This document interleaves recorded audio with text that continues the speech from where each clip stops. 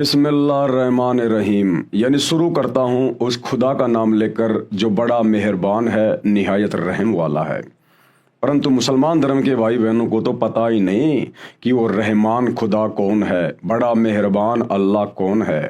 पूरा मुस्लिम समाज शैतान की बंदगी कर रहा है, काल की बंदगी कर रहा है। तो मुसलमानों को तो पता ही नहीं कि बड़ा रहमान अल्लाह कौन है। और वैसे भी मुसलमान भाई तो अपने सदग्रंथों को ढंग से ना पढ़ पाने के कारण, ना समझ पाने के कारण उलेमाओं ने, मुल्लाओं ने, काजियों ने पूरे मुस्लिम समाज में एक ही भ्रमणा फैला रखी है कि अल्लाह निराकार है, अल्लाह दिखाई नहीं देता, अल्लाह बेचून है, अल्लाह धरती पे नहीं आता, अल्लाह कभी इंसान रूप में नहीं आता। फिर वो अल्लाह कहाँ हुआ जो ना दिखाई दे, ना कभी धरती पे आता है, ना जिसका कोई आकार है, ना रंग है, ना रूप है। तो फिर ये कौन कह रहा है कि वो अल्लाह है? फिर ये कैसे साबित करोगे कि वो अल्लाह है?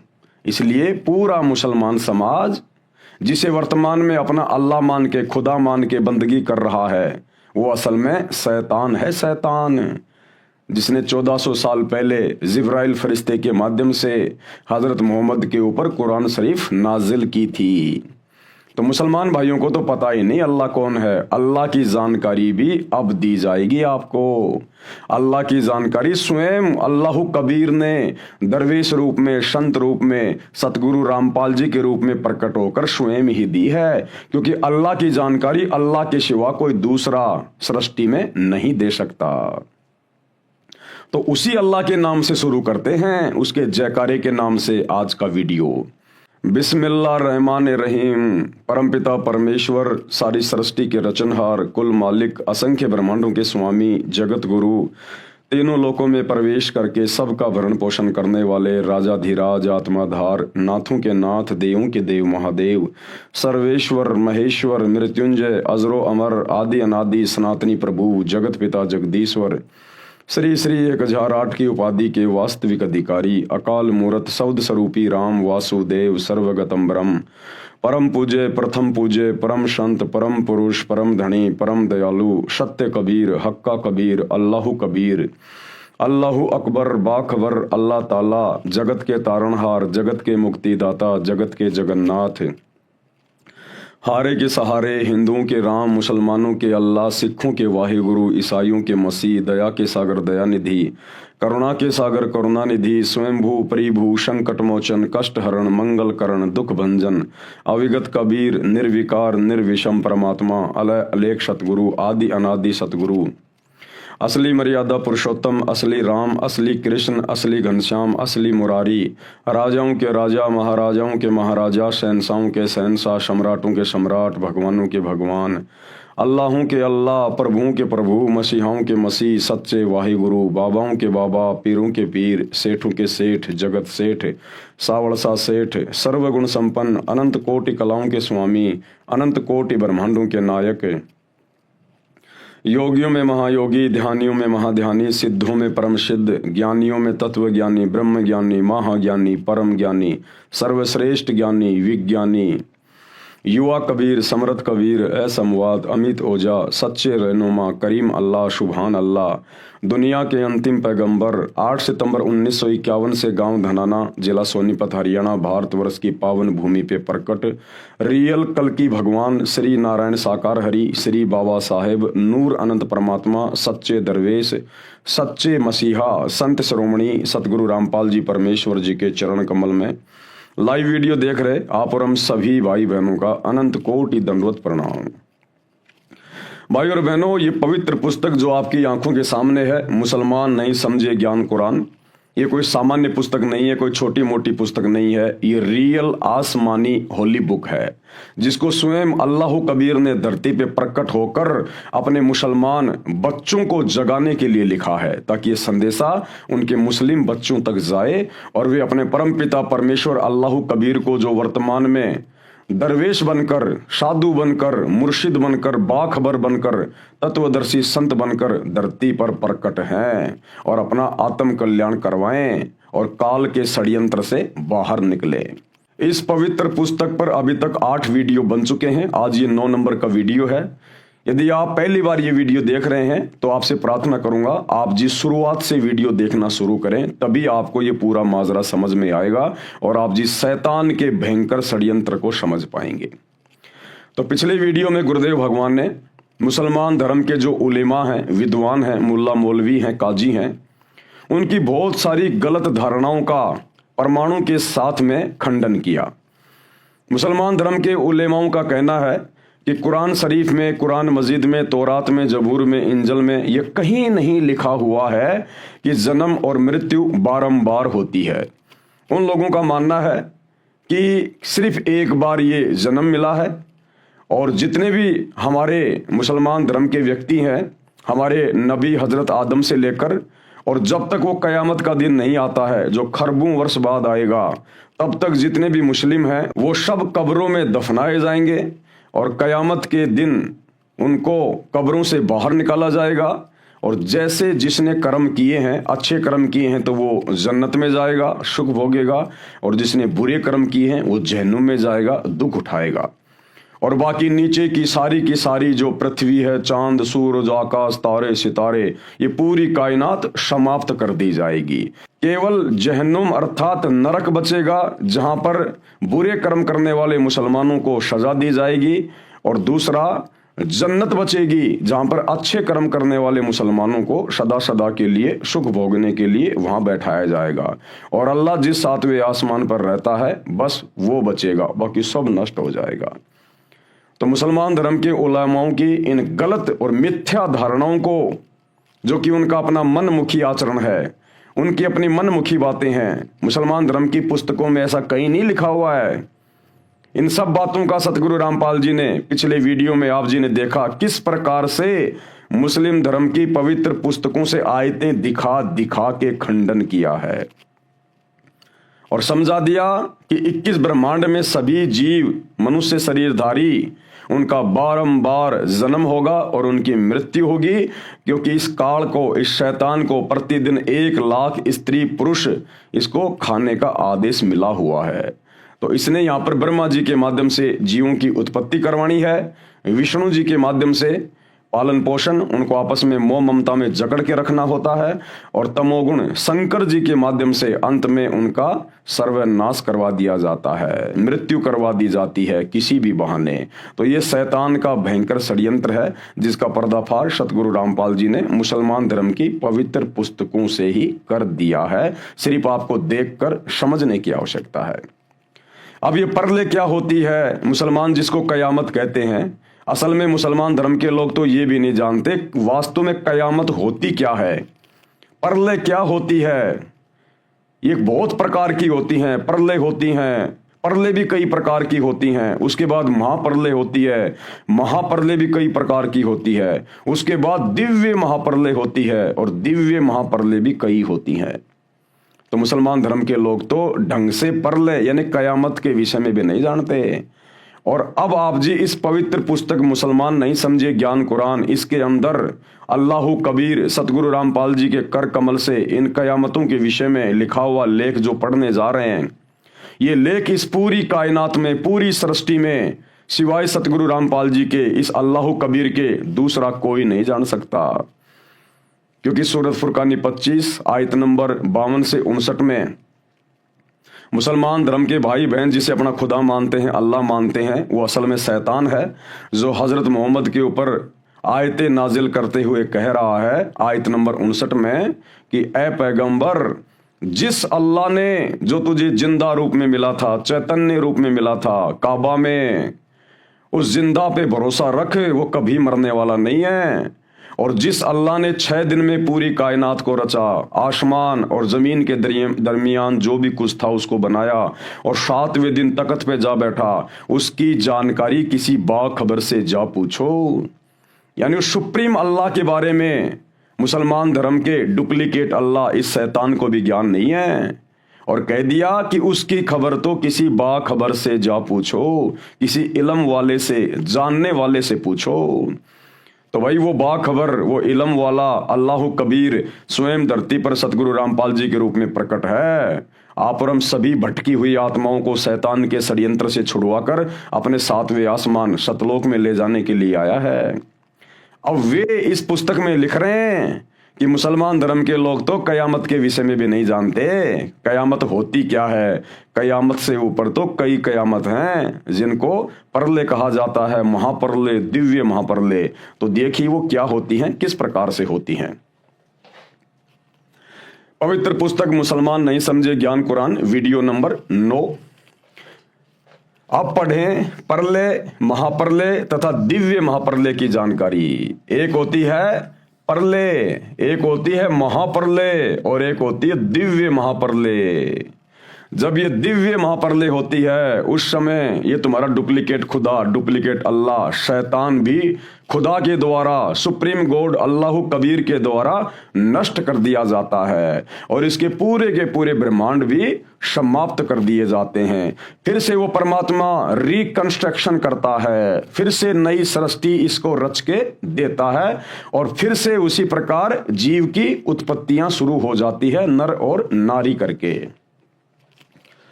सबसे पहले गुरुदेव बता रहे हैं परले की जानकारी। परले का अर्थ होता है विनाश। ये दो प्रकार की होती है, आंशिक परले और दूसरी महापरले। एक होती है आंशिक परले, एक महापरले। अब ये आंशिक परले क्या है? देखो भाई और बहनों, हमने ज्यादा दिमाग पचाने की जरूरत नहीं है इसके अंदर, क्योंकि हमारी मुक्ति होगी।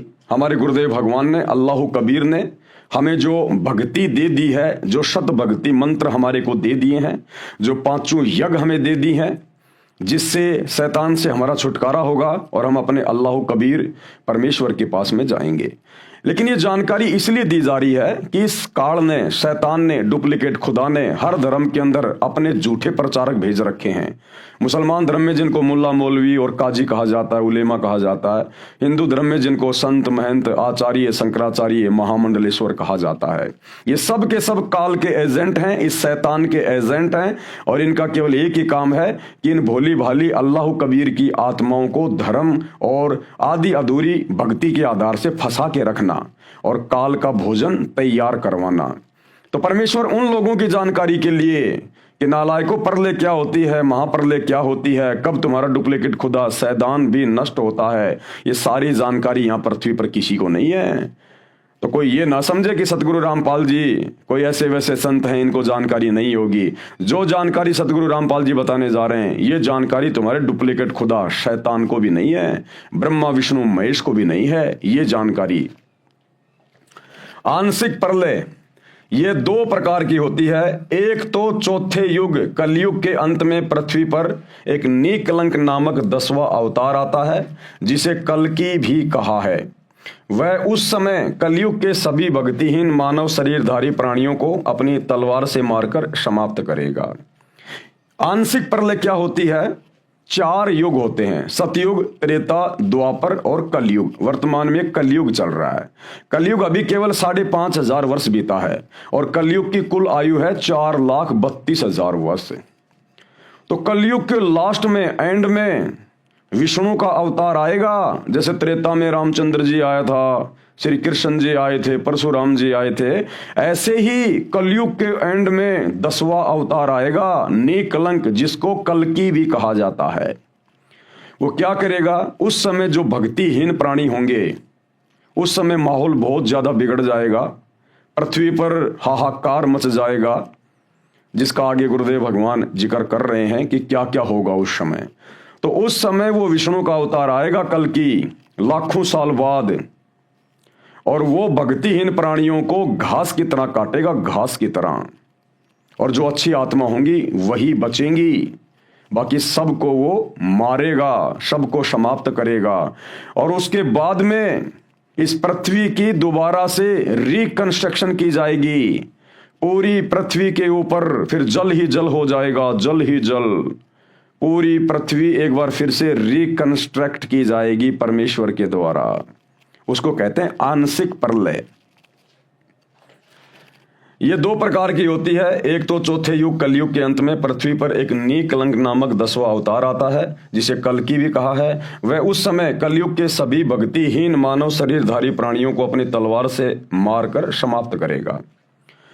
उस समय मानव यानी मनुष्य, स्त्री पुरुष की उम्र 20 वर्ष की होगी। ये लाखों साल बाद की बातें हैं, लाखों साल। कलयुग के एंड में क्या होगा वो बता रहे हैं गुरुदेव। उस समय इंसान की उम्र स्त्री और पुरुष की केवल 20 साल की हो जाएगी, और 15 साल की उम्र में तो बच्चे उच्चे पैदा करके बूढ़ा होके आदमी मर भी लिया करेगा। 5 वर्ष की आयु में लड़की बच्चे पैदा करने लग जाएगी, क्योंकि टोटल उम्र उस समय 20 साल की होगी। जैसे वर्तमान में कलयुग में इंसान की उम्र है 100 साल, परंतु 100 साल तो कोई इक्का दुक्का पहुंचता है, बाकी 70-80, 90 तक लोग मर जाते हैं। उस समय मानव की उम्र 20 वर्ष की होगी तथा 5 वर्ष खंड लैस होगी। 20 साल उम्र होगी, लेकिन 15 साल में ही काम तमाम हो जाया करेगा। अर्थात 15 वर्ष में सब बालक जवान बूढ़े होकर मर जाया करेंगे। 5 वर्षीय लड़की बच्चों को जन्म दिया करेगी। मानव का कद लगभग 1.5 या 2.5 फुट का होगा। उस समय इतने भूकंप आया करेंगे कि पृथ्वी पर 4 फुट ऊंचे मकान भी नहीं बना पाया करेंगे। सभी मानव धरती में बिल खोद कर रहा करेंगे, चूहे की तरह बिल खोद के रहा करेंगे। पृथ्वी उपजाऊ नहीं रहेगी। 3 हाथ यानी लगभग 4.5 फुट नीचे तक जमीन का उपजाऊ तत्व समाप्त हो जाएगा। कोई फलदार वृक्ष नहीं होगा तथा पीपल के पेड़ को पत्ते नहीं लगेंगे। सभी मनुष्य, स्त्री व पुरुष मांसाहारी होंगे। आपसी व्यवहार बहुत घटिया होगा। रीछों की सवारी किया करेंगे। रीछ उस समय का अच्छा वाहन होगा। पर्यावरण दूषित होने से वर्षा होनी बंद हो जाएगी। जैसे ओस पड़ती है ऐसे वर्षा हुआ करेगी। गंगा, जमुना आदि नदियां भी सूख जाएंगी। ये कलयुग का अंत होगा। उस समय प्रलय, पृथ्वी पर पानी ही पानी होगी। यह है आंशिक प्रलय। उस समय पूरी पृथ्वी के ऊपर सैकड़ों फुट पानी हो जाएगा, सैकड़ों फुट पानी। और दोबारा से पृथ्वी का जो उपजाऊ जो तत्व है, जो 4.5 फुट नीचे तक चला जाएगा।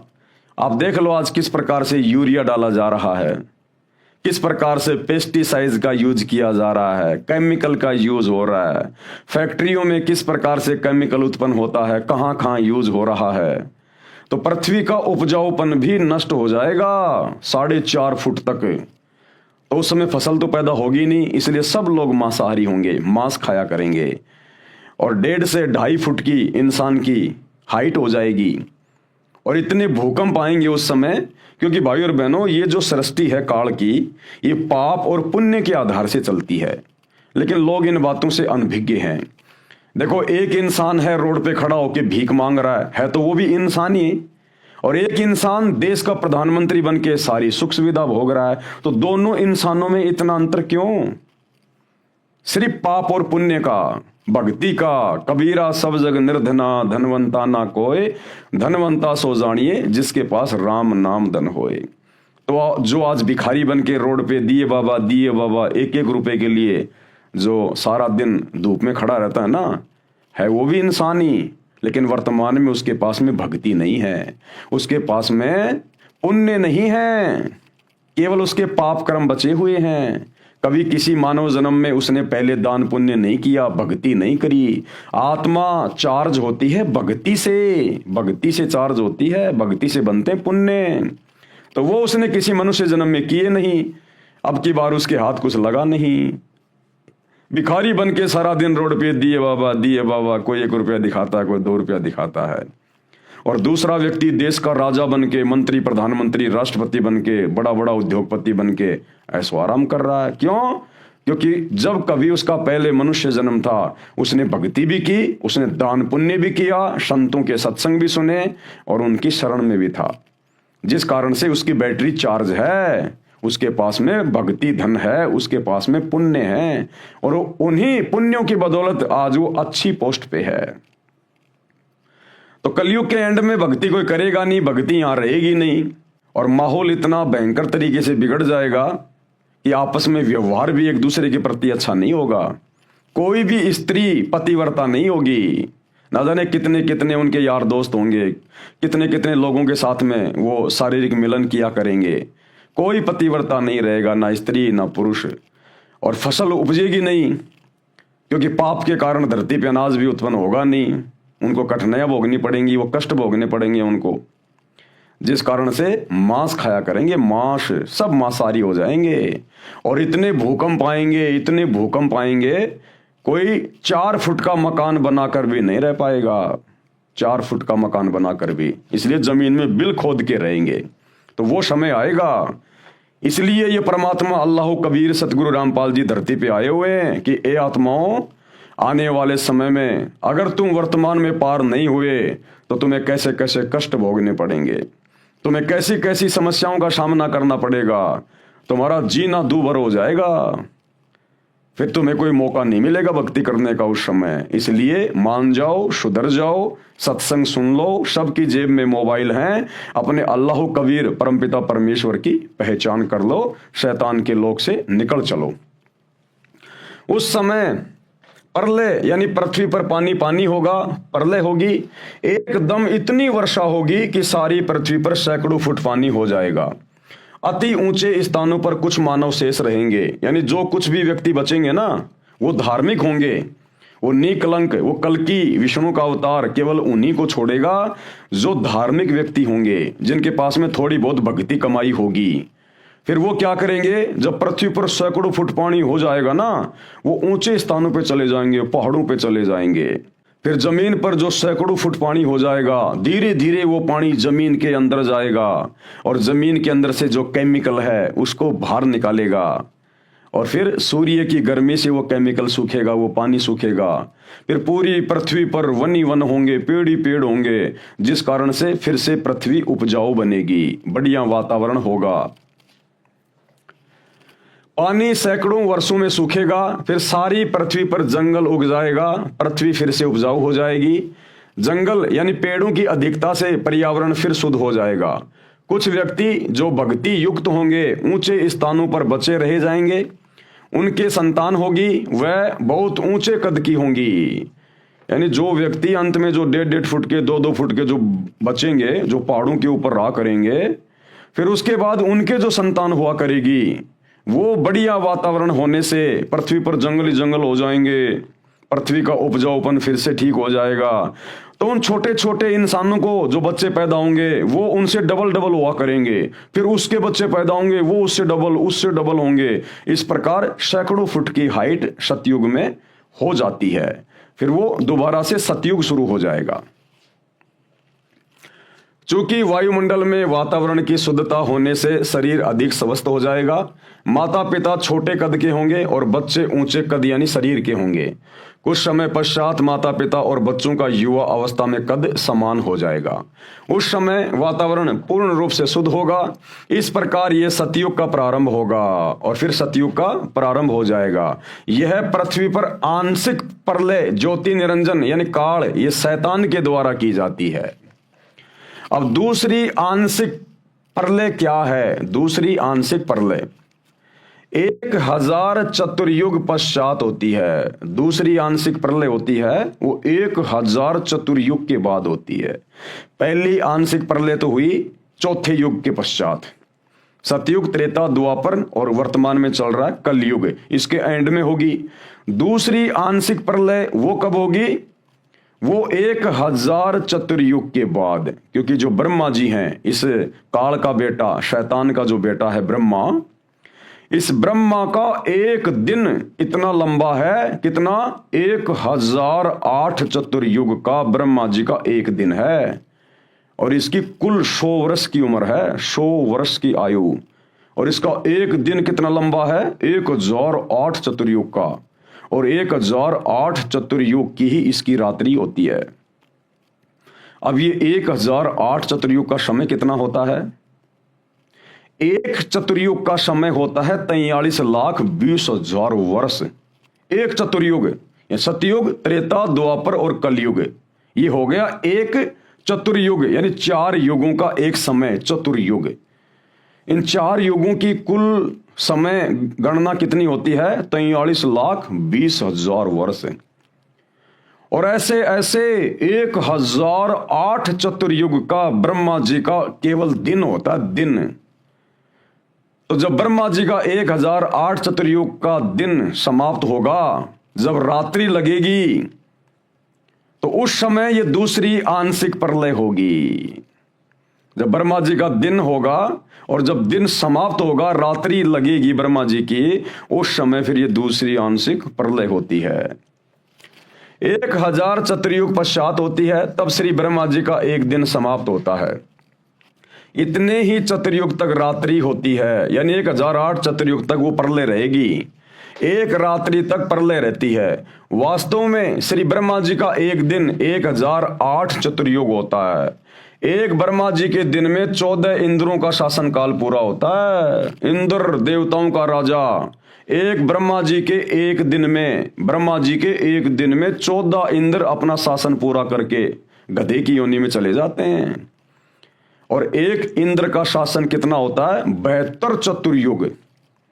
72 चतुर्युग तक एक इंद्र शासन करता है, देवताओं के राजपथ पे रहता है 72 चतुर्युग तक। और एक चतुर्युग की आयु कितनी? 43,20,000 वर्ष। ऐसे ऐसे 72 चतुर्युग तक इंद्र शासन करता है। एक ब्रह्मा जी के दिन में 14 इंद्रों का शासन काल पूरा होता है। एक इंद्र का शासन काल 72 चौकड़ी युग होता है, 72 चतुर्युग। एक चौकड़ी यानी चतुर्युग में 4 युग होते हैं। सतयुग, सतयुग की कुल उम्र होती है 17,28,000 वर्ष का होता है। दूसरा त्रेता युग जो 12,96,000 वर्षों का होता है। तीसरा द्वापर युग जो 8,64,000 वर्षों का होता है। और चौथा कलयुग जो 4,32,000 वर्षों का होता है। चारों युगों के कुल 43,20,000 वर्ष हैं। गणना करने के लिए आसानी रहे इसलिए चतुर्युग से गणना की जाती है। ब्रह्मा का एक दिन 1008 चतुर्युग का होता है, इसको सीधा 1000 चतुर्युग गिनते हैं। जब ब्रह्मा का दिन समाप्त होता है, यानी 1000 चतुर्युग का समय जब समाप्त होता है, तो पृथ्वी, पाताल व स्वर्ग, इंद्र लोक के सभी प्राणी नाश को प्राप्त होते हैं, वो नष्ट हो जाते हैं।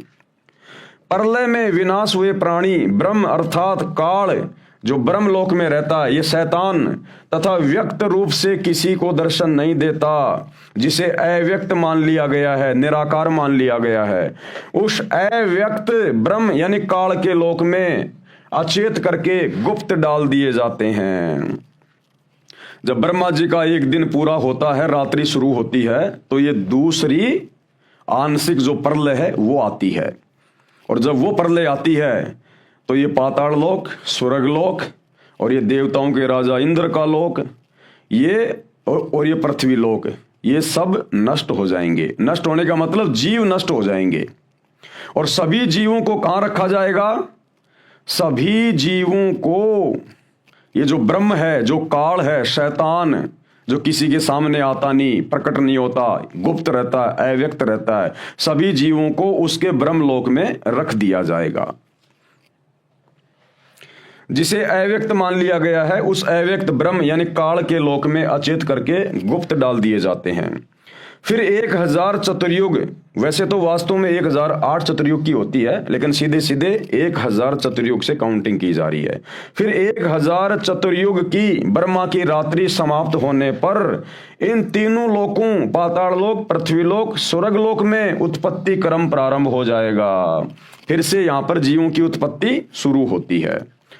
उस समय ब्रह्मा, विष्णु, शिव लोक के प्राणी और ब्रह्मलोक यानी महास्वर्ग के प्राणी बचे रहते हैं। यह दूसरी प्रकार की आंशिक प्रलय हुई। अब है महाप्रलय। महाप्रलय भी कई प्रकार की होती हैं, यह 3 प्रकार की होती है।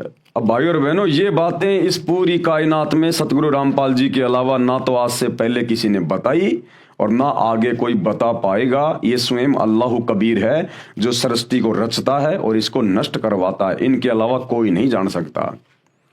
महाप्रलय ये 3 प्रकार की होती है। प्रथम महाप्रलय क्या है? यह काल ज्योति निरंजन महाकल्प के अंत में करता है। महाकल्प क्या होता है? जब एक ब्रह्मा अपनी 100 साल की उम्र पूरी करके मर जाता है, उसको कहते हैं एक महाकल्प।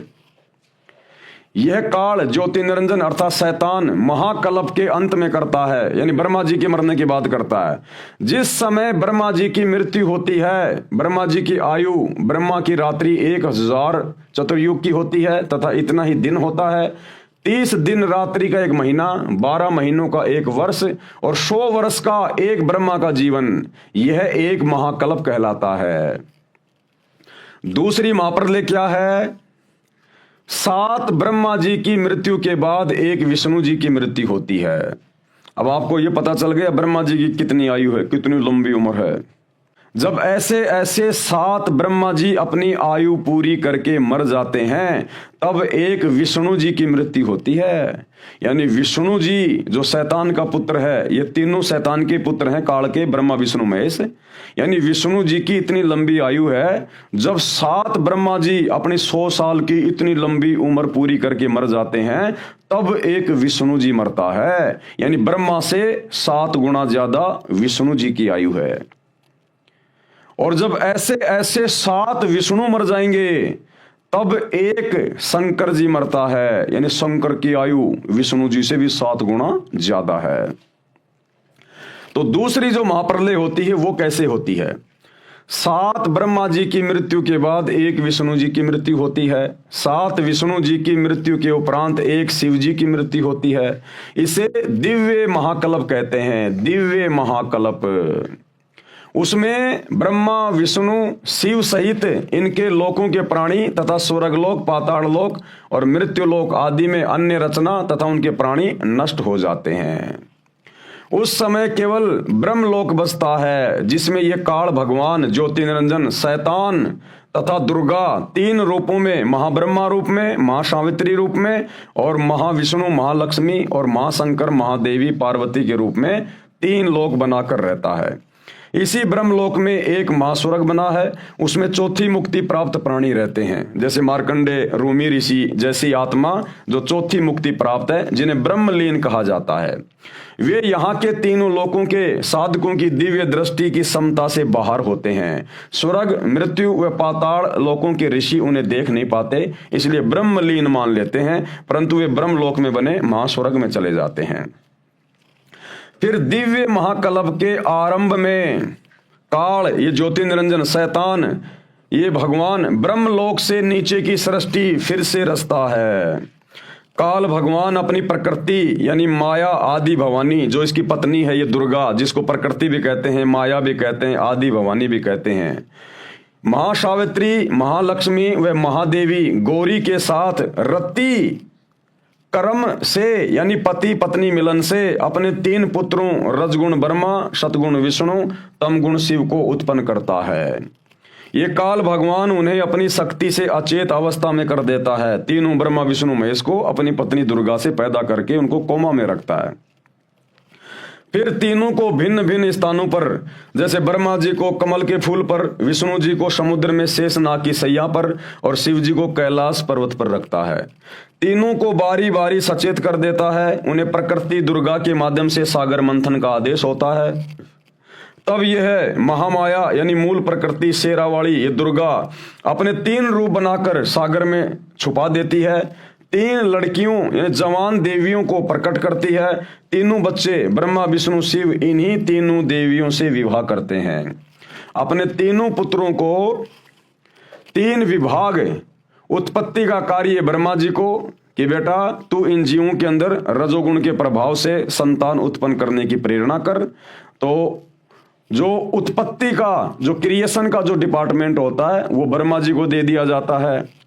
वह स्थिति यानी पालन पोषण का कार्य विष्णु जी को तथा संहार यानी मारने का कार्य शिव जी को देता है, जिससे ये काल ब्रह्म शैतान की सृष्टि फिर से शुरू हो जाती है, जिसका वर्णन पवित्र पुराणों में भी है, जैसे शिव महापुराण, ब्रह्म महापुराण, विष्णु महापुराण, महाभारत, सुख सागर, देवी भागवत महापुराण में विस्तृत वर्णन किया गया है।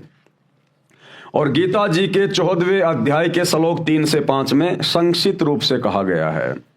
अब तीसरी महाप्रलय क्या है? तीसरी महाप्रलय क्या है? एक ब्रह्मांड में 70,000 बार त्रिलोकीय शिव यानी काल के तमोगुण पुत्र की मृत्यु हो जाती है, तब एक ब्रह्मांड की प्रलय होती है। यानी ब्रह्मा जी से 7 गुना ज्यादा आयु विष्णु जी की, विष्णु जी से 7 गुना ज्यादा आयु शंकर जी की यानी शिव की। और जब ऐसे ऐसे 70,000 शिव जन्मते और मर लेते हैं, उसके बाद फिर ये तीसरी महाप्रलय होती है।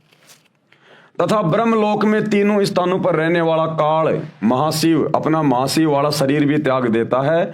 इस प्रकार यह एक ब्रह्मांड की प्रलय अर्थात तीसरी महाप्रलय हुई। तथा उस समय एक ब्रह्मलोकीय शिव यानी काल की मृत्यु हुई तथा 70,000 त्रिलोकीय शिव काल के पुत्र की मृत्यु हुई। अर्थात एक ब्रह्मांड में बने ब्रह्मलोक सहित सर्वलोकों के प्राणी विनाश में आते हैं। इस समय को परब्रह्म अर्थात अक्षर पुरुष का एक युग कहते हैं। इस प्रकार गीता अध्याय 8 श्लोक 16 का भावार्थ समझना चाहिए। इसी प्रकार 3 दिव्य महाप्रलय होती हैं। दिव्य महाप्रलय कितनी प्रकार की होती हैं? 3 प्रकार की। अब मुसलमान धर्म के उलेमा, विद्वान, मुल्ला, मौलवी, काजी बस एक ही चीज जानते हैं, कयामत कयामत। वो कयामत को भी ढंग से नहीं जानते। अब सतगुरु रामपाल जी परमात्मा ये अल्लाह कबीर बता रहा है कैसे कैसे सृष्टि रची हुई है, कैसे कैसे ये नष्ट होती है, इनके सिवा कोई नहीं बता सकता। सौपन में भी कोई नहीं सोच सकता जो बातें सतगुरु रामपाल जी परमेश्वर जी ने आके बताई हैं सृष्टि के विषय में। इसी प्रकार 3 दिव्य महाप्रलय होती हैं। प्रथम दिव्य महाप्रलय ये क्या होती है? जब 100 ब्रह्मलोकीय शिव यानी काल ब्रह्म की मृत्यु हो जाती है, तब चारों महाब्रह्मांडों में बने 20 महाब्रह्मांडों के प्राणियों का विनाश हो जाता है। विशेषकर एक महाब्रह्मांड में ही सृष्टि रहती है। एक महाब्रह्मांड के अंदर जब प्रलय होती है, तब दूसरे महाब्रह्मांड में सृष्टि शुरू होती है। अंत में चारों महाब्रह्मांडों के 20 ब्रह्मांडों में प्रलय हो जाती है। तब चारों महाब्रह्मांडों के शुभ कर्मी प्राणियों को, हंस आत्माओं को 21वें ब्रह्मांड में बने नकली सतलोक आदि लोकों में रख देता है ये काल। तथा उसी लोक में निर्मित अन्य 4 गुप्त स्थानों पर अन्य प्राणियों को अचेत करके डाल देता है। तथा तब उसी नकली सतलोक के प्राणियों को खाकर अपनी भूख मिटाता है। तथा जो प्रतिदिन खाए प्राणियों को उसी 21वें ब्रह्मांड में बने 4 गुप्त स्थानों में अचेत करके डालता रहता है। तथा वहां पर भी ज्योति निरंजन यानी एक शैतान अपने 3 रूप महाब्रह्मा, महाविष्णु तथा महाशिव धारण कर लेता है। तथा वहां पर बने शिव रूप में अपनी जन्म मृत्यु की लीला करता रहता है, जिसे समय निश्चित रखता है। तथा 100 बार मृत्यु को प्राप्त होता है। जिस प्रकार परब्रह्म के 100 युग का समय 21वें ब्रह्मांड में पूरा हो जाता है। तत्पश्चात चारों महाब्रह्मांडों के अंदर सृष्टि रचना का कार्य प्रारंभ करता है। जिस एक सृष्टि में 100 ब्रह्मलोकीय शिव यानी काल की आयु अर्थात परब्रह्म के 100 युग तक सृष्टि रहती है। तथा इतना ही समय प्रलय रहती है अर्थात परब्रह्म के 200 युग, क्योंकि परब्रह्म के एक युग में एक ब्रह्मलोकीय शिव अर्थात काल की मृत्यु होती है। उसमें एक दिव्य महाप्रलय जो काल द्वारा की जाती है उसका कर्म पूरा होता है। ये काल अर्थात ब्रह्म प्रथम अव्यक्त कहलाता है। गीता अध्याय 7 श्लोक 24 और 25 में दूसरा अव्यक्त परब्रह्म तथा इसे भी परे तीसरा सनातन अव्यक्त जो पूर्ण ब्रह्म है। गीता अध्याय 8 श्लोक 20 का भाव समझें। अब भाई और बहनों ये बातें दिमाग के ऊपर से निकलेंगी क्योंकि बहुत ही गूढ़ ज्ञान है। इस ज्ञान को समझना इतना आसान नहीं है। इस ज्ञान को तो आप जब सतगुरु रामपाल जी की शरण में आ जाओगे और 8-10 साल तक उनके सत्संग सुनोगे ध्यान से, सृष्टि रचना को कई बार समझोगे ध्यान से, तब कहीं जाकर ये बातें थोड़ी थोड़ी हमारे जहन में आएंगी। तो यहां पर ये सारी बातें महाप्रलय की, दिव्य महाप्रलय की, आंशिक प्रलय की, गुरुदेव भगवान केवल मुसलमान धर्म के उन प्रवक्ताओं को, उलेमाओं को, उनको समझाने की दृष्टि से लिख रहे हैं कि तुम तो खाली प्रलय प्रलय प्रलय प्रलय, इससे ज्यादा तुम्हें कुछ नहीं पता। जब इस ज्ञान के अंदर जाओगे तो तुम्हारे दिमाग के तोते उड़ जाएंगे, तोते। शैतान का इतना भयंकर षड्यंत्र है। दूसरी दिव्य महाप्रलय क्या होती है? इस दिव्य महाप्रलय में ये शैतान भी नष्ट हो जाता है। इस उपरोक्त महाप्रलय के 5 बार हो जाने के पश्चात द्वितीय दिव्य महाप्रलय होती है। दूसरी दिव्य महाप्रलय परब्रह्म अविगत पुरुष अक्षर पुरुष करता है। उसमें काल ब्रह्म अर्थात ये क्षर पुरुष, ये शैतान सहित सर्व 21 ब्रह्मांडों का विनाश हो जाता है, जिसमें 3 लोक, स्वर्गलोक, मृत्युलोक, पाताल लोक, ब्रह्मा विष्णु शिव व काल ज्योति निरंजन ओकार निरंजन जिसको शैतान भी कहते हैं, तथा इनके लोकों ब्रह्मलोक अर्थात सर्व अन्य 21 ब्रह्मांडों के प्राणी नष्ट हो जाते हैं। यानी मुसलमान जिसे अपना खुदा मान रहे हैं, अल्लाह मान रहे हैं, वो शैतान और उसके सारे लोक नष्ट कर दिए जाते हैं और पर ब्रह्म के लोक में सभी जीवात्माओं को रख दिया जाता है। विशेष 7 त्रिलोकीय ब्रह्मा की मृत्यु के बाद एक त्रिलोकीय विष्णु की मृत्यु होती है, यानी 7 ब्रह्मा जी के बाद में एक विष्णु जी की मृत्यु होती है, तथा 7 विष्णु की मृत्यु के बाद एक शिव की मृत्यु होती है। 70,000 शिव की मृत्यु के बाद एक ब्रह्मलोकीय शिव अर्थात काल ब्रह्म की मृत्यु पर ब्रह्म के एक युग के बाद होती है। ऐसे 1000 युग का परब्रह्म यानी अक्षर पुरुष का एक दिन तथा इतनी ही रात्रि होती है। अक्षर पुरुष की रात्रि का समय शुरू होने पर प्रकृति ये दुर्गा सहित काल ज्योति निरंजन अर्थात परब्रह्म तथा इसके 21 ब्रह्मांडों के प्राणी नष्ट हो जाते हैं, तथा परब्रह्म यानी दूसरा अव्यक्त वो अक्षर पुरुष का 1000 युग का दिन समाप्त होता है। इतनी ही रात्रि व्यतीत होने के उपरांत ब्रह्म को यानी शैतान को फिर पूर्ण ब्रह्म ये कबीर परमात्मा प्रकट करता है।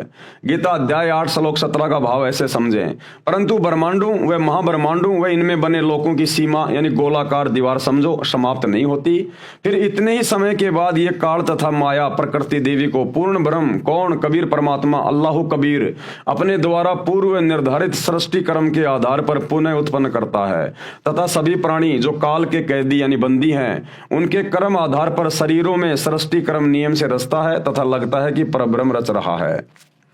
यहां पर गीता अध्याय 15 का श्लोक 17 याद रखना चाहिए, जिसमें कहा है कि उत्तम प्रभु तो कोई और ही है, उत्तम पुरुष तु अन्य परमात्मा इति उदाहरत है। यानी उत्तम परमात्मा सर्वश्रेष्ठ परमात्मा तो कोई और ही है और वो है अल्लाह कबीर, जो वास्तव में अविनाशी परमेश्वर है, कभी नहीं मरता, वो अकाल है, जो तीनों लोकों में प्रवेश करके सबका धारण पोषण करता है। तथा गीता अध्याय 18 के श्लोक 61 में कहा है कि अंतर्यामी परमेश्वर सभी प्राणियों को यंत्र यानी मशीन के सदृश से कर्म आधार पर घुमाता है तथा प्रत्येक प्राणी के हृदय में स्थित है।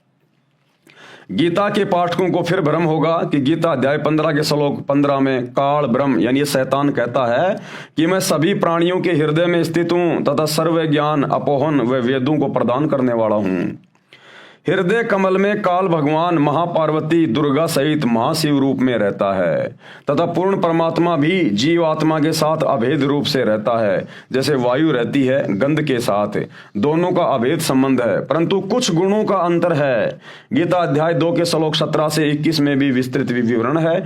इस प्रकार पूर्ण ब्रह्म भी प्रत्येक प्राणी के हृदय में जीव आत्मा के साथ रहता है, जैसे सूर्य दूर स्थान पर होते हुए भी उसकी उष्णता व प्रकाश का प्रभाव प्रत्येक प्राणी से अभेद है तथा जीवात्मा का स्थान भी हृदय में ही है। एक विशेष बात और है, एक महाब्रह्मांड का विनाश परब्रह्म के 100 युग के उपरांत होता है। इतने ही वर्षों तक एक महाब्रह्मांड में प्रलय रहती है। काल अर्थात ब्रह्म ज्योति निरंजन को तो ऐसा जानो जैसे गर्मियों के मौसम में राजस्थान हरियाणा आदि क्षेत्रों में वायु का एक स्तंभ जैसा मिट्टी युक्त वायु आसमान में बहुत ऊंचे तक दिखाई देता है तथा चक्कर लगाता हुआ चलता है, जो अस्थायी होता है, परंतु गंध तो वायु के साथ अभेद रूप में है। इसी प्रकार जीवात्मा तथा परमात्मा का सूक्ष्म संबंध समझें। ऐसे ही सभी प्रलय तथा महाप्रलय के कर्म को पूर्ण परमात्मा सत्य पुरुष कबीर देव अल्लाह कबीर से ही होना निश्चित समझें। 1000 युग जो परब्रह्म की रात्रि है उसके समाप्त होने पर काल ये ज्योति निरंजन शैतान की सृष्टि फिर से सत्य पुरुष कबीर देव अल्लाह कबीर की शब्द शक्ति से बनाए समय के विधान अनुसार प्रारंभ होती है। अक्षर पुरुष यानी परब्रह्म पूर्ण ब्रह्म सत्य पुरुष के आदेश से काल यानी ज्योति निरंजन शैतान व माया यानी ये दुर्गा और इन सभी प्राणियों सहित काल के 21 ब्रह्मांड में भेज देता है तथा पूर्ण ब्रह्म के बनाए विधान अनुसार सर्व ब्रह्मांडों में अन्य रचना प्रभु कबीर जी की कृपा से हो जाती है। माया यानी प्रकृति तथा काल ज्योति निरंजन के सूक्ष्म शरीर पर नूरी शरीर भी पूर्ण परमात्मा ही रचता है तथा शेष उत्पत्ति ब्रह्म अपनी पत्नी दुर्गा प्रकृति के संयोग से करता है।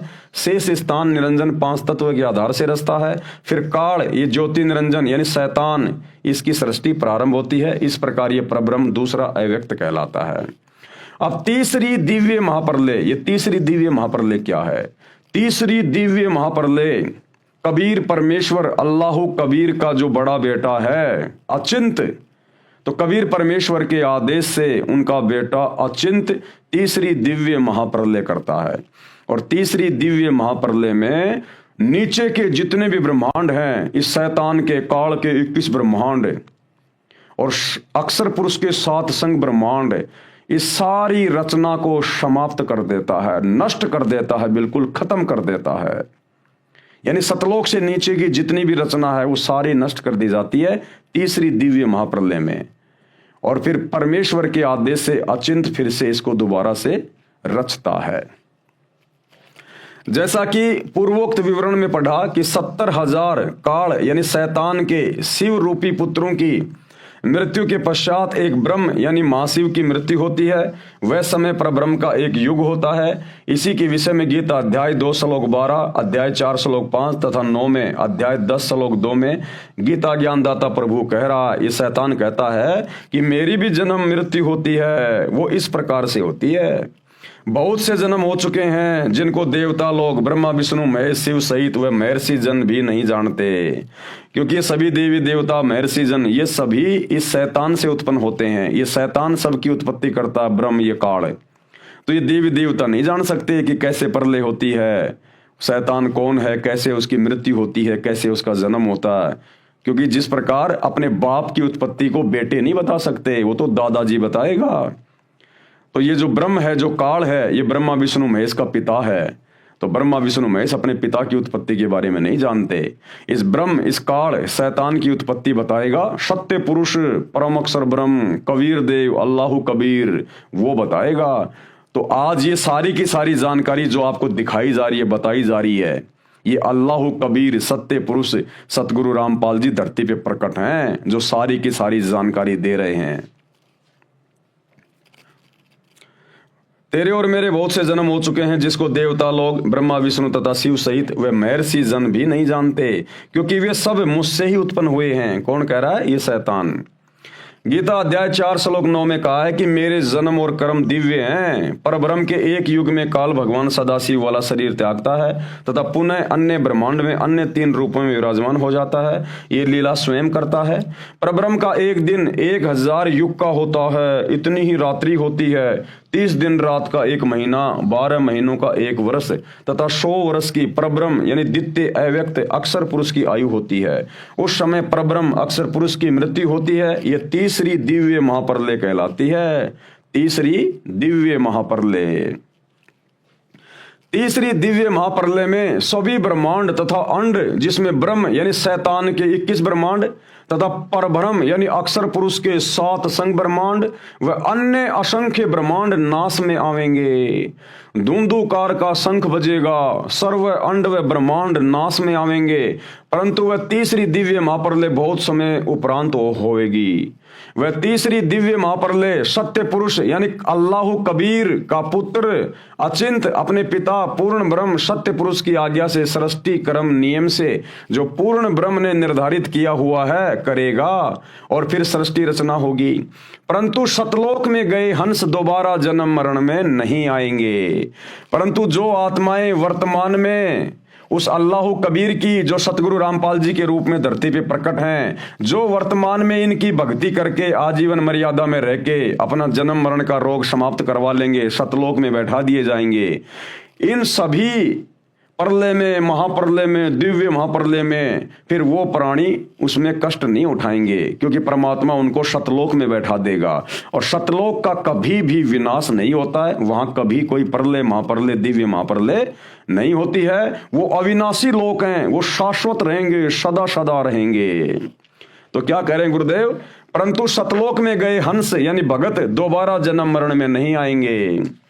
इस प्रकार न तो अक्षर पुरुष अर्थात पर ब्रह्म अमर है, न ये काल अर्थात शैतान ब्रह्म अमर है, न ब्रह्मा रजगुण विष्णु सतगुण और शिव तमगुण अमर है। फिर इनके पुजारी यानी इनके भगत कैसे पूर्ण मुक्ति प्राप्त कर सकते हैं? अर्थात कभी नहीं। इसलिए पूर्ण ब्रह्म की साधना करनी चाहिए। इसलिए किसकी साधना करनी चाहिए? पूर्ण ब्रह्म की। अब देखो भाई और बहनों, ये चक्कर क्या है, आपको थोड़ा सा शॉर्ट में समझाने का प्रयास करता हूं, जो मुसलमान धर्म के भाई बहन हैं। देखो, सबसे पहले है कबीर परमात्मा। सबसे पहले कौन है? एकमात्र कबीर अल्लाह। ये सबसे बड़ा भगवान है, सभी का परमात्मा है, इसी से सारी सृष्टि उत्पन्न हुई है। तो सबसे बड़ा परमात्मा है कबीर देव। ये कबीर परमात्मा सर्व सृष्टि का रचनहार, कुल मालिक, असंख्य ब्रह्मांडों का स्वामी। कबीर, अल्लाह कबीर, ओरिजिनल खुदा, सुप्रीम गॉड कबीर। अब कबीर परमेश्वर ने क्या कर रखा है? कबीर परमात्मा ने 4 लोक रचे, अपने नीचे 4 लोक रचे उन्होंने। एक रच दिया उन्होंने अनामी लोक, दूसरा रच दिया उन्होंने अगम लोक, और तीसरा रच दिया उन्होंने अलख लोक, और चौथा रच दिया उन्होंने सत्यलोक। ये 4 लोक रचे परमात्मा ने। हम सभी आत्माएं पहले सतलोक में रहा करती थी, सभी जीव आत्माएं। ये शैतान भी वहीं रहा करता था, ये दुर्गा भी वहीं रहा करती थी, सब वहीं रहा करते थे। ये जब आप सृष्टि रचना सुनोगे सतगुरु रामपाल जी के मुकम्मल से यूट्यूब पे, तब आपको समझ में आएगा। फिर सतलोक में वहां पर शैतान के मन में एक दोष आया कि मैं अलग से राज्य प्राप्त करना चाहता हूं। इसने वहां पर तप करना शुरू कर दिया, और तप के बदले कबीर परमात्मा ने इसको 21 ब्रह्मांड दे दिए। उसी सतलोक के अंदर, सतलोक में ही एक साइड में इसको 21 ब्रह्मांड दे दिए, 21 प्लाट दे दिए कबीर परमात्मा ने, अल्लाह कबीर ने। अब इसने वहां पर एक गलती कर दी, इसने वहां पर दुर्गा के साथ में अभद्र व्यवहार किया। आपको शॉर्ट में बताया जा रहा है, पूरी जानकारी सृष्टि रचना सुनिए सतगुरु रामपाल जी के मुख कमल से। इसने दुर्गा के साथ में जबरदस्ती करनी चाहिए, शारीरिक संबंध इसने बनाने चाहे, जिस कारण से कबीर परमात्मा ने इसको अपने सतलोक से निष्कासित कर दिया। इसको 21 ब्रह्मांड दे दिए, और सतलोक से इसको 16 शंख कोश की दूरी पर यहां भेज दिया। सतलोक के इसको निष्कासित कर दिया, और इसको श्राप दे दिया कि प्रतिदिन तू 1 लाख स्त्री पुरुषों को खाएगा, उनके सूक्ष्म शरीर की वासना को तू तपतशिला पे भून भून के खाएगा। तो क्या हुआ भाई और बहनों, इस काल को परमात्मा ने इसके 21 ब्रह्मांड सहित और सतलोक से 16 संकोश की दूरी पे भेज दिया।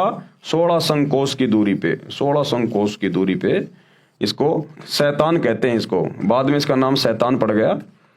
काल भी यही है, ब्रह्म भी यही है, यानी इसको सतलोक से परमात्मा ने निष्कासित कर दिया, और इसको 21 ब्रह्मांड दे दिए, पूरे के पूरे 21 ब्रह्मांड इसके विमान की तरह वहां से चल के परमात्मा की शब्द शक्ति से और यहां आ गए। अब इन्हीं 21 ब्रह्मांडों में ये शैतान डुप्लीकेट भगवान बन के बैठा है। इसको मुसलमान अपना अल्लाह समझ रहे हैं, हिंदू अपना भगवान समझ रहे हैं, और ये शैतान अपने 21 ब्रह्मांड से बाहर की जानकारी किसी को नहीं होने देता, क्योंकि जीव समझ ही नहीं पाते जानकारी सारी की सारी, क्योंकि ये सबका राजा बन के बैठा हुआ है। ये शैतान, ये ब्रह्म ज्योति निरंजन भी इसी को कहते हैं, क्षर पुरुष भी इसी को कहते हैं।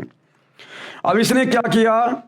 इसने अपनी पत्नी दुर्गा के साथ में शारीरिक संबंध बना के इसने 3 बेटे उत्पन्न किए। सबसे पहला बेटा ब्रह्मा, दूसरा बेटा विष्णु, और तीसरा बेटा ये आपका शंकर जी।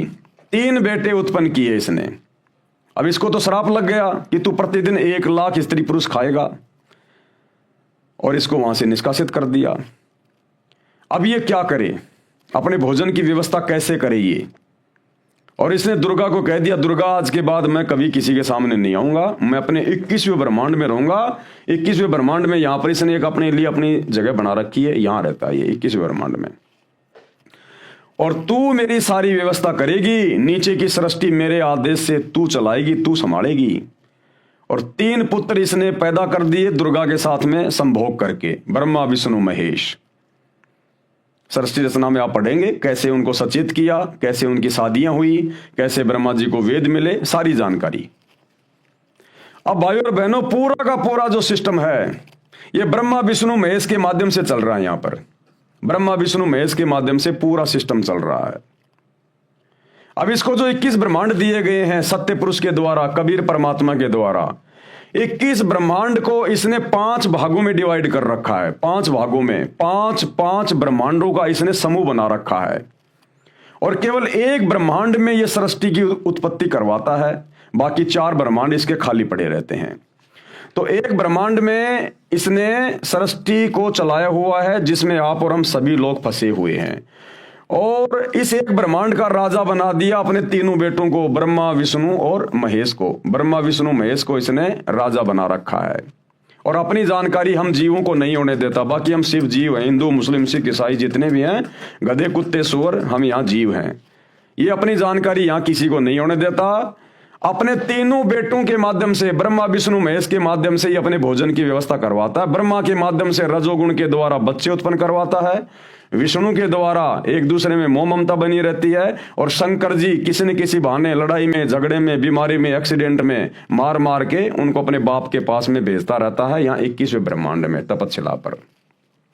इन तीनों को भी नहीं पता बेचारों को कि हमारा बाप ये शैतान है, ये काल है, क्योंकि शैतान ने, काल ने उस दुर्गा को कह दिया कि मेरी जानकारी किसी को मत देना, वरना मेरे से बुरा कोई नहीं होगा। तो दुर्गा भी डरती हुई ये जानकारी इनको नहीं बताती। अब पूरा हिंदू समाज दुर्गा को कहता, दुर्गा माता, शेरा वाली माता, 16 श्रृंगार करती है। आप उनकी फोटोएं देखिए, सिंदूर भरती है, माथे पे बिंदिया लगाती हैं, 16 श्रृंगार कर रखे हैं, और सब क्या कहते हैं, दुर्गा माता, जय हो माता, जय हो माता। लेकिन ये किसी को नहीं पता कि उसका पति कौन है। अरे बिना पति के वो माता कैसे बन गई? अरे जो सुहागण औरत होती है वही तो सिंदूर लगाती है, वही तो माथे पे बिंदिया लगाएगी, 16 श्रृंगार करेगी, माता वही तो कहलाएगी। कंवारी औरत कैसे मां कहलाएगी? तो हिंदू धर्म का कोई भी आचार्य, शंकराचार्य ये नहीं बता पाता कि उस माता का पति कौन है। ये सारा भेद सतगुरु रामपाल जी ने आके खोला कि ये काल, ये शैतान उस दुर्गा का पति है। ये गुप्त रहता, किसी के सामने नहीं आता, और अपने तीनों बेटों के माध्यम से अपने भोजन की व्यवस्था करवाता है, यहां पर इंसानों को पैदा करवा के। अब ये शैतान क्या करता है कि यहां के किसी भी प्राणी को जो ब्रह्मा विष्णु महेश के माध्यम से मैं उत्पन्न करवा रहा हूं, जन्म देता हूं, मारता हूं, फिर 84 लाख योनियों में जैसे वो कर्म करते हैं मनुष्य योनि में, फिर उनकी सजा देने के लिए 84 लाख योनियों में डालता है, गधा कुत्ता सुअर बनाता है, किसी को नरक में, किसी को स्वर्ग में भेजता है। इसी एक ब्रह्मांड के अंदर सारी की सारी ये प्रोसीजर है। ब्रह्मा विष्णु महेश के लोक भी यही है, दुर्गा का लोक भी है, बाकी देवी देवताओं के लोक वगैरह, नरक स्वर्ग वगैरह सब कुछ इस एक ब्रह्मांड के अंदर है जहां इसने सृष्टि शुरू कर रखी है। अब ब्रह्मा विष्णु महेश को भी नहीं पता कि हमारा बाप कौन है और हम क्यों ये कार्य कर रहे हैं। अगर इनको पता चल जाए तो ये काम ये करेंगे नहीं, तो ये जानकारी शैतान इनको होने नहीं देता है। अब ब्रह्मा विष्णु महेश के माध्यम से ये शैतान अपने भोजन के लिए, अपने स्वार्थ के लिए, हम अल्लाह कबीर की सभी आत्माओं को भ्रम में रखता है। ये हमें आपस में बांट के रखता है, लड़ा झगड़ा के रखता है।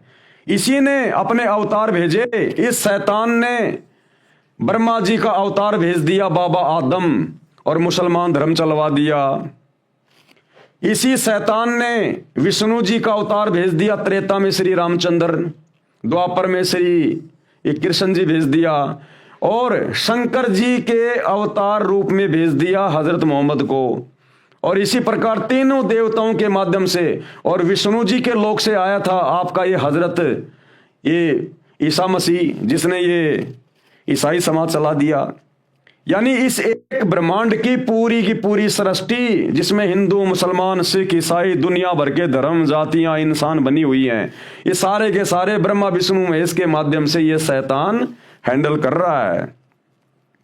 और हम गधे यहां पर आपस में, मैं मुसलमान, मैं हिंदू, मेरा धर्म सबसे बड़ा, मेरी भक्ति सबसे बड़ी। और ये शैतान यही चाहता है कि मेरे तीनों बेटों के माध्यम से मैं अपने अवतार भेजता रहूं, किसी को मुसलमान धर्म में, किसी को हिंदू धर्म में, और इन मूर्खों को आपस में ये उलझा के रखें कि हमारा धर्म बड़ा, हमारी भक्ति बड़ी, और काल का बढ़िया काम चल रहा है, आपस में लड़ रहे हैं, मर रहे हैं, खस रहे हैं, और उसके भोजन की व्यवस्था हो रही है।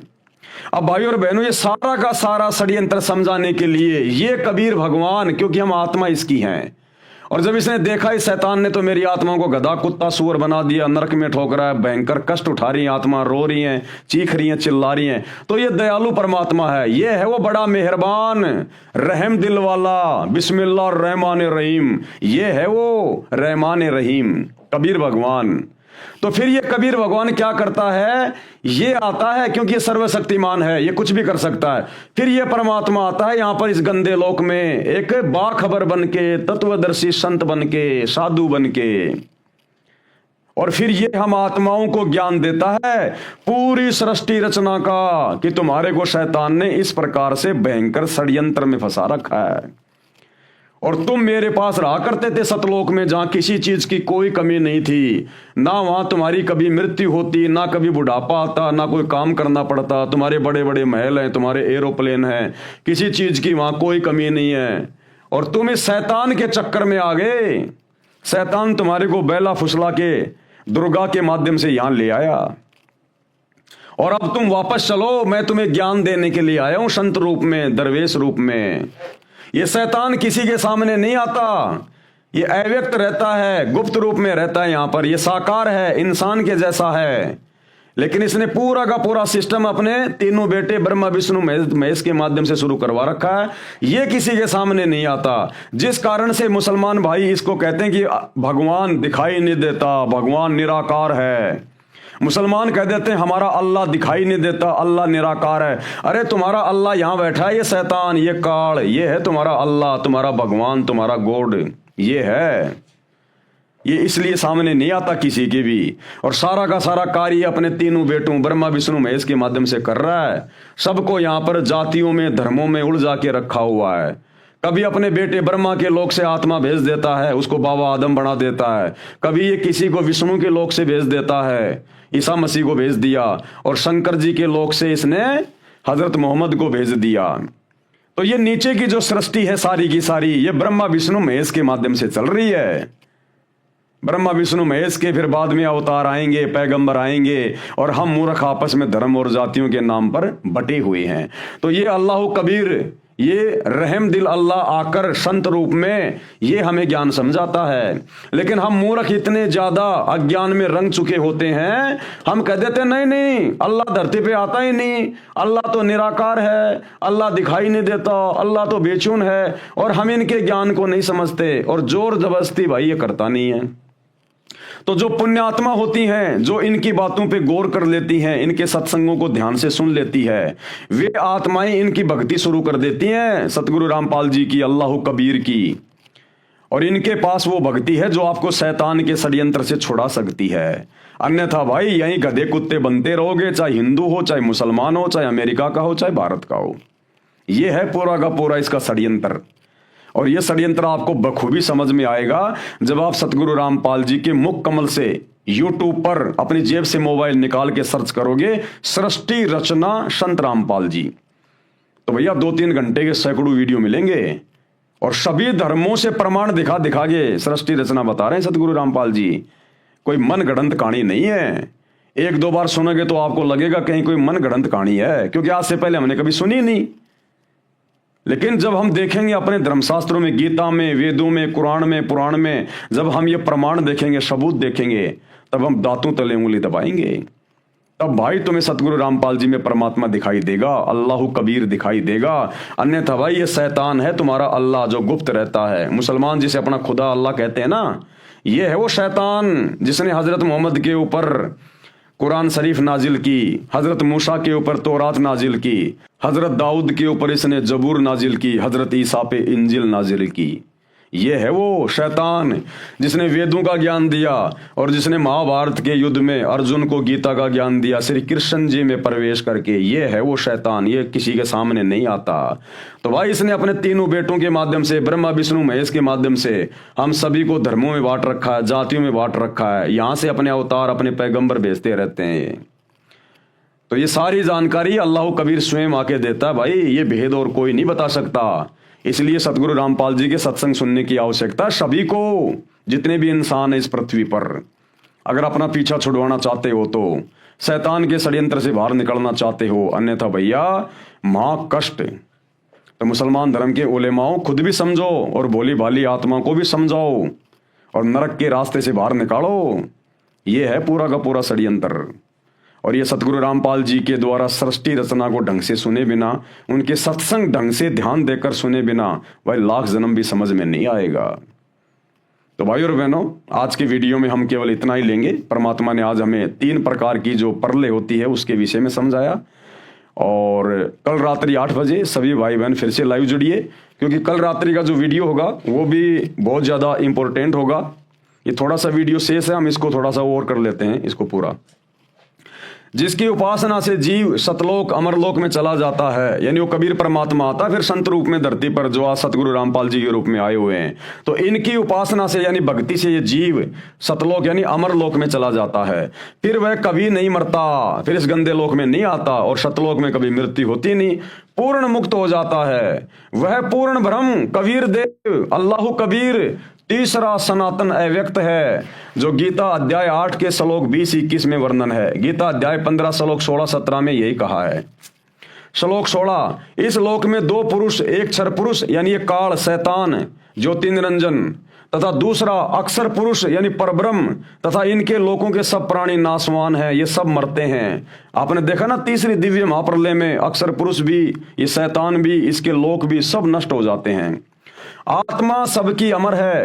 फिर गीता अध्याय 15 ही के श्लोक 17 में कहा है कि वास्तव में पुरुषोत्तम यानी श्रेष्ठ परमात्मा तो उपरोक्त क्षर पुरुष यानी शैतान तथा अक्षर पुरुष से अन्य है। जो परमात्मा कहलाता है, जो रहमान कहलाता है, बड़ा मेहरबान कहलाता है, वो है वो कबीर भगवान, जो वर्तमान में सतगुरु रामपाल जी के रूप में आए हुए हैं। जो तीनों लोकों में प्रवेश करके सबका धारण पोषण करता है, वह वास्तव में अविनाशी है। अमर करूं शतलोक पठाऊं, ताते बंदी छोड़ कहाऊं। क्या कहता वो अल्लाह कबीर कि अमर करूं, इस काल के शैतान के षड्यंत्र से तुम्हें बाहर निकाल के भक्ति देके अमर कर दूंगा, शतलोक में बैठा दूंगा। अमर करूं शतलोक बैठाऊं, ताते बंदी छोड़ कहाऊं। इसलिए इसको बंदी छोड़ कहा जाता सूक्ष्म वेद में, 5वें वेद में, कबीर सागर में। बंदी छोड़ का मतलब जो हमें काल के बंधनों से, कर्म बंधनों से छुड़वा दे, अपनी भक्ति दे के जन्म और मरण के बंधनों से छुड़वा दे, उसको कहते हैं बंदी छोड़। 84 लाख योनियों के बंधन से छुड़वा दे, उसको कहते हैं बंदी छोड़, यानी बंधनों से छुड़वाने वाला। इस शैतान ने, इस काल ने हमारे को यहाँ पर ब्रह्मा विष्णु महेश के माध्यम से हर प्रकार से बंधनों में बांध रखा है। हमें जानकारी नहीं होने देता भक्ति की, सच्चे खुदा की, सच्ची इबादत की। हमारे को कर्म बंधनों में बांध के रखता है, हमसे बुरे कर्म करवाता है, फिर बुरे कर्मों की बदौलत ये हमारे को नरक में ठोक देता है, गधे कुत्ते सूअर की योनि में ठोक देता है। तो इन तमाम प्रकार के शैतान के द्वारा लगाए गए कर्मों से जो भगवान आके हमें बचाता है, छुड़वाता है, उसको कहते हैं बंदी छोड़, जो हमें शैतान के बंधनों से छुड़वा कर सतलोक ले जाता है। अमर करूं शतलोक पठाऊं यानी बैठाऊं, ताते बंदी छोड़ कहाऊं।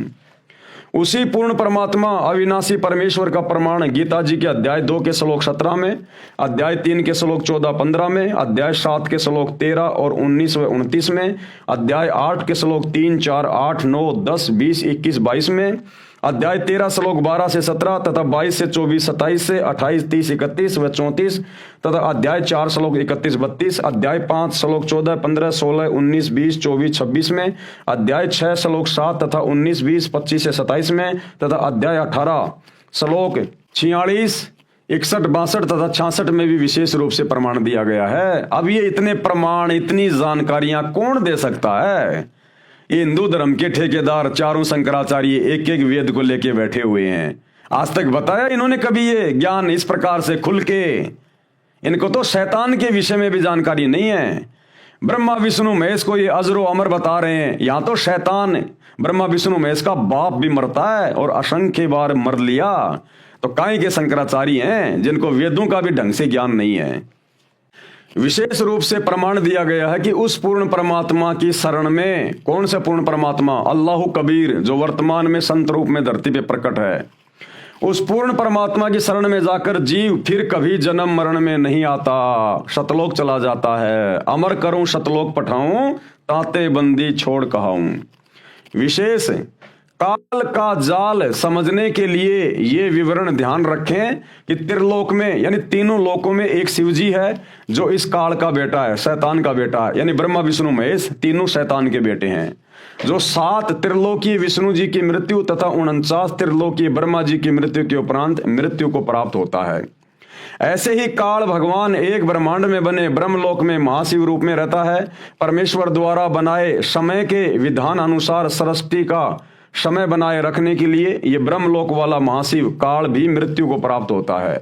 जब त्रिलोकीय 70,000 ब्रह्म काल के पुत्र शिव मृत्यु को प्राप्त हो जाते हैं, तब एक ब्रह्मलोकीय शिव यानी ब्रह्म ये शैतान पूर्ण परमात्मा द्वारा बनाए समय के विधान अनुसार परवश हुआ मरता है तथा जन्मता है।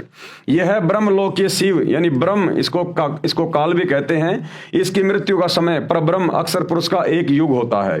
इसलिए गीता जी के अध्याय 2 के श्लोक 12, गीता अध्याय 4 श्लोक 5, अध्याय 10 श्लोक 2 में कहा है कि मेरे तथा तेरे बहुत जन्म हो चुके हैं, कि अर्जुन तेरे और मेरे बहुत जन्म हो चुके हैं। कौन कह रहा है? ये शैतान, ये ब्रह्म श्री कृष्ण जी में प्रवेश करके। मैं जानता हूं, तू नहीं जानता, मेरे जन्म अलौकिक अर्थात अद्भुत होते हैं। अद्भुत उदाहरण आदरणीय गरीबदास साहिब जी सन 1717 संवत 1774 में श्री बलराम जी के घर पर माता रानी जी के गर्भ से जन्म लेकर 61 वर्ष तक शरीर में गांव छुड़ानी जिला झज्जर में रहे तथा सन 1778 विक्रम में संवत 1835 में शरीर त्याग गए। आज भी उनकी स्मृति में एक यादगार बनी है, जहां पर शरीर को जमीन में सादर दबाया गया था। 6 महीने के उपरांत वैसा ही शरीर धारण करके आदरणीय गरीबदास साहेब जी 35 वर्ष तक अपने पूर्व शरीर के शिष्य भूमड़ सैनी जी के पास शहर सहारनपुर उत्तर प्रदेश में रहकर शरीर त्याग गए। वहां पर हिंदू तथा मुसलमान दोनों उनके शिष्य हुए। वहां भी आज उनकी स्मृति में यादगार बनी है। स्थान है सहारनपुर शहर में चिलकाना रोड से कलसिया रोड निकलता है। कलसिया रोड पर आधा किलोमीटर चलकर बाईं तरफ ये अद्वितीय पवित्र यादगार विद्यमान है तथा उस पर एक शिलालेख भी लिखा है जो प्रत्येक साक्षी है। उसी के साथ में बाबा लालदास जी का भी बाड़ा बना हुआ है। तो भाइयों और बहनों, कल हम शुरू करेंगे दूसरा अध्याय। हमारा एक अध्याय इस पवित्र पुस्तक मुसलमान नहीं समझे ज्ञान कुरान, इसके ऊपर पूरा हो चुका है। कल हमारा दूसरा अध्याय शुरू होगा और दूसरा अध्याय क्या है? अल्लाह पृथ्वी पर आता है या नहीं आता है। अल्लाह वो परमेश्वर अल्लाहु कबीर पृथ्वी पर आता है या नहीं आता है। तो कल हमारा दूसरा अध्याय शुरू होगा। बहुत सारी गूढ़ जानकारियां, अच्छी जानकारियां मुसलमान धर्म के भाई बहनों को प्राप्त होने जा रही हैं और मुसलमान धर्म के भाई बहनों की पुस्तकों से ही आयतें बताई जाएंगी, दिखाई जाएंगी कि कहां कहां लिखा हुआ है कि वो अल्लाह कबीर धरती पर सशरीर आता है, मनुष्य रूप में आता है। लेकिन मुसलमान धर्म के मुल्ला मौलवी सतगुरु रामपाल जी परमेश्वर जी के तत्व ज्ञान के अभाव से समझ नहीं पाए। कोई नहीं समझ पाया किसी भी धर्म का कोई भी व्यक्ति, क्योंकि संपूर्ण जानकारी अल्लाह कबीर स्वयं धरती पर प्रकट होकर ही समझाता है। अन्यथा कुरान शरीफ गलत सिद्ध हो जाएगी, क्योंकि कुरान शरीफ में हजरत मोहम्मद को वो शैतान कह रहा है कि जिस खुदा ने 6 दिन में सृष्टि रची, 7वें दिन तख्त पे जा बैठा, उसकी खबर किसी बाखबर से जा पूछो। उसने भी हाथ खड़े कर लिए मुसलमानों के खुदा ने, अल्लाह ने, उस डुप्लीकेट अल्लाह ने, शैतान ने, कि भैया मैं भी नहीं जानता उस कबीर अल्लाह के बारे में पूरी जानकारी, वो किसी बाखबर से पूछो।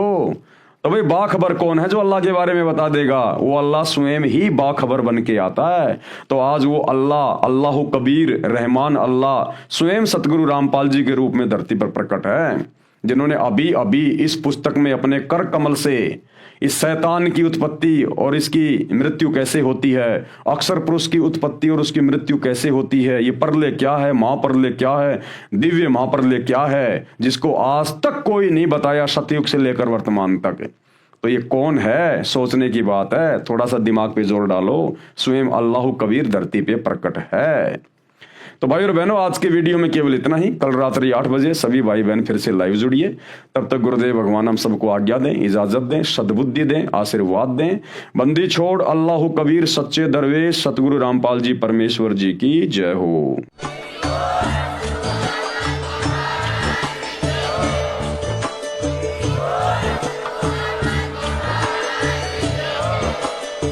भाई जो गुरु वचन पे डट गए, कट गए फंद 84 के, कट गए फंद 84 के, कट गए फंद 84 के।